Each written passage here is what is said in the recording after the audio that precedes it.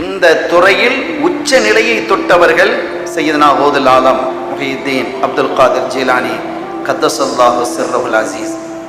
வலிமார்கள் அத்துணை பேரையும் அவர்களுடைய பாதத்திற்காக தங்களுடைய தோளை கொடுத்தவர்கள்.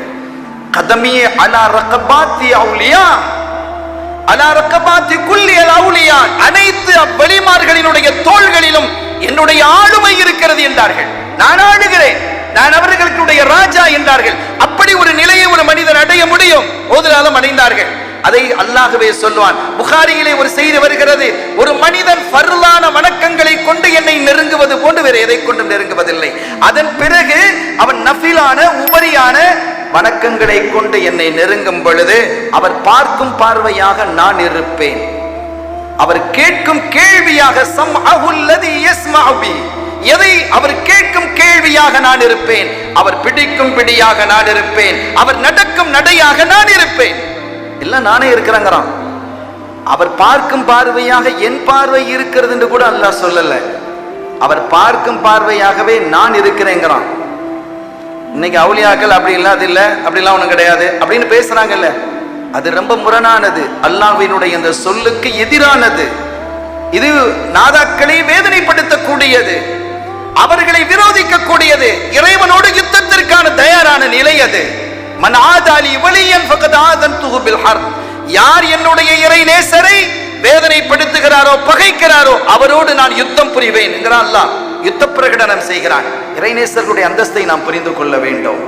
அருமையானவர்களே, அப்படிப்பட்ட ஒரு அற்புதமான உயர்ந்த நிலைக்கு வந்தவர்கள் தான் கௌதுல் ஆலம் சையதுனா முஹியுத்தீன் அப்துல் காதிர் ஜீலானி ரலியல்லாஹு தஆலா.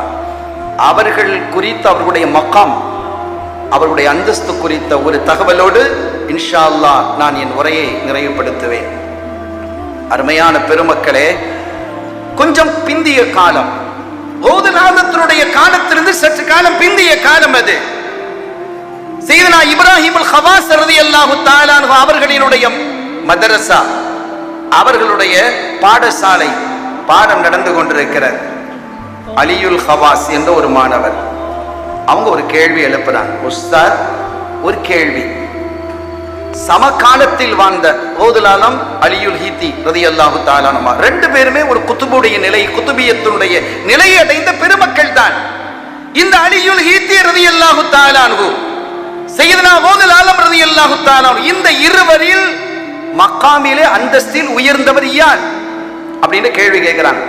நம்ம மேல சொன்ன நஃப்ஸை பத்தி நம்ம பேசணும். இந்த நஃப்ஸை முழுமையாக அடக்கி ஒடுக்கினவங்க கௌதுல் ஆலம். அதுக்கும் ஒரு தகவலை நான் சொல்லிடுறேன்.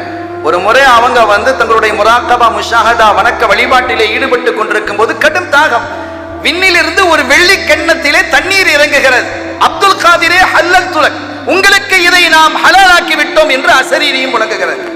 அப்படி ஒண்ணு நமக்கு இந்த அப்துல் காதிர்லாம் முழங்கினான்னு சொன்னா, ஆஹா நம்ம பெரிய அவுலியா ஆயிட்டோம் நம்ம நினைப்போம், நமக்கு ஹலால் ஆகிட்டோம், தண்ணி எடுத்து குடிச்சிருவோம்.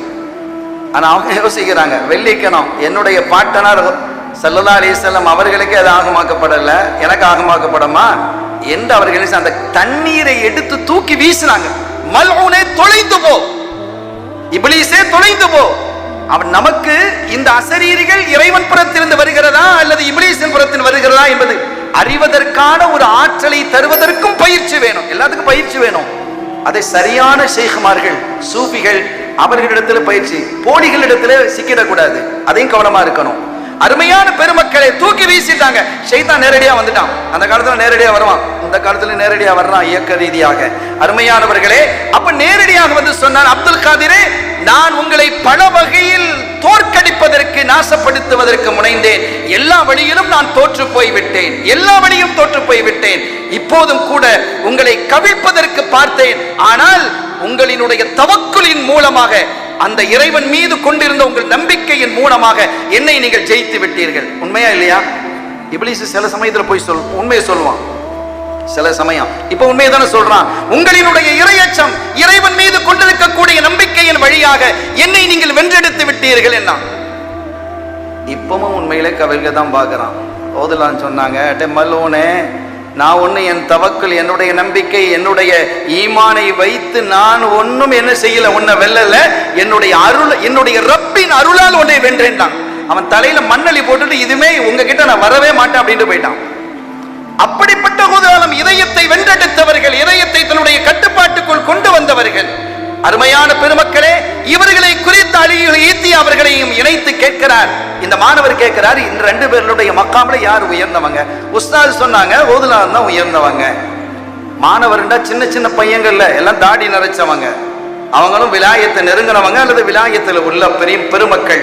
அவங்க சொன்னாங்க, இல்லை உஸ்தாத், ஓதுலாலும் பெரியவங்க தான், ஆனா அவங்களை விட உயர்ந்த மக்காமில இருப்பவர்கள் அலியுல் ஈத்தி ரலியல்லாஹு தஆலா அவர்கள் தான். என்னிடத்தில் 2 தலீல்கள் இருக்கிறது, ஆதாரங்கள் இருக்கிறது என்றார். என்ன ஆதாரம் சொல்லு அப்படின்னாங்க உஸ்தாத். ஒண்ணு, நான் ஒரு கனவு கண்டேன். அந்த கனவுல ஹதீரத்துல் குதுஸுக்கு செல்லக்கூடிய படிக்கட்டு, அந்த படிக்கட்டுக்கு கீழே கோடிக்கணக்கான அவுலியாக்கள், மேல முதல் படி அதிலே அந்த எண்ணிக்கை விட குறைவான அவுலியாக்கள், அதற்கு மேல இன்னும் குறைய குறைய மேல போக போக எண்ணிக்கை குறைய தானே செய்யும். ஃபர்ஸ்ட் ஸ்டாண்ட்ல படிக்கிறவன் எல்லாரும் கடைசியில போய் கிராஜுவேட்டா முடிகிறது இல்லையா? 12th டிஸ்கண்டினியூ, 10th டிஸ்கண்டினியூ, அப்படி போய் தான் மேல எண்ணிக்கை குறைவாக இருக்கும். போலீஸ் கான்ஸ்டபிள் நிறைய இருப்பாங்க, டிஎஸ்ஐ, எஸ்ஐ, ஐஜி, எண்ணிக்கை குறைவாய்ந்து கொண்டே இருக்கும். அதே போன்று நான் அப்படி பார்த்தேன், மேலே செல்ல செல்ல வெளிமார்களுடைய எண்ணெய் குறைந்து கொண்டு வந்தது.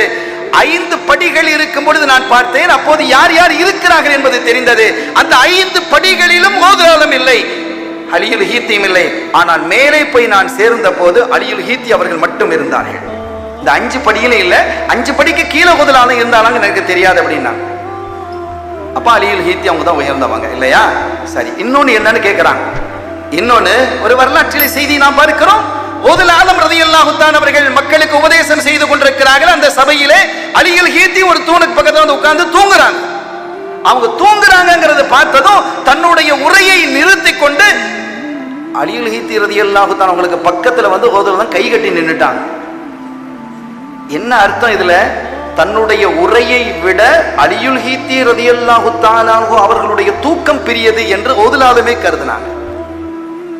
எனவே அவர்கள் தான் உயர்ந்தவர்கள். இப்போ உஸ்தாத் பதில் சொல்றாங்க, நீங்க மேல் படி வரைக்கும் போனியப்பா, மேல போயிட்டால, ஆமா, அதுக்கு பிறகு என்ன இருந்ததுன்னு கேட்டாங்க.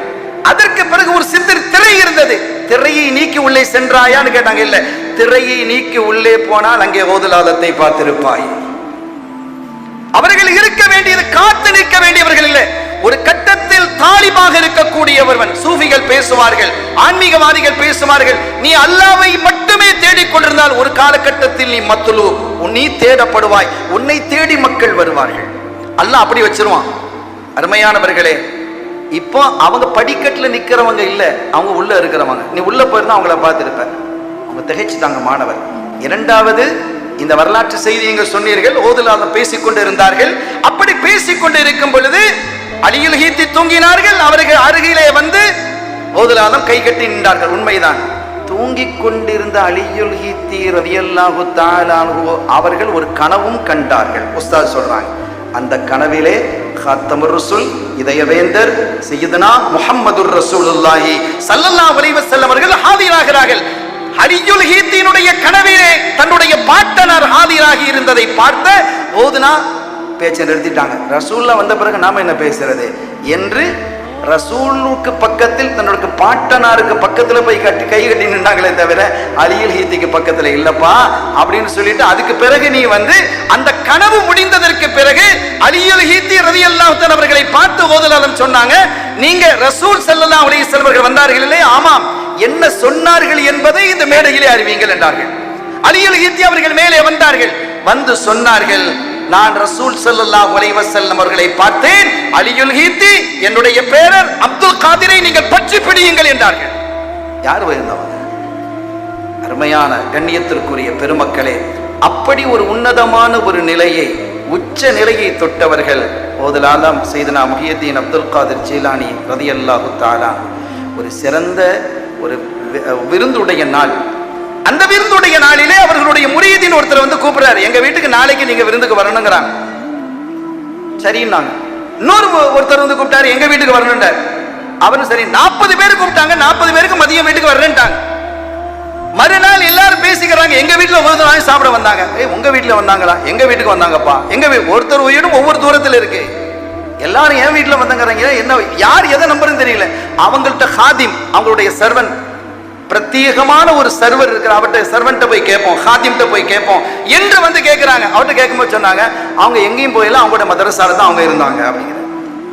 ஒரே காலகட்டத்தில் ஒரு நபர் பல இடங்களில் சமூகம் அளிக்க முடியுமா என்றால் முடியும். அது ஆன்மீகத்தினுடைய உச்சத்தை தொட்டால்.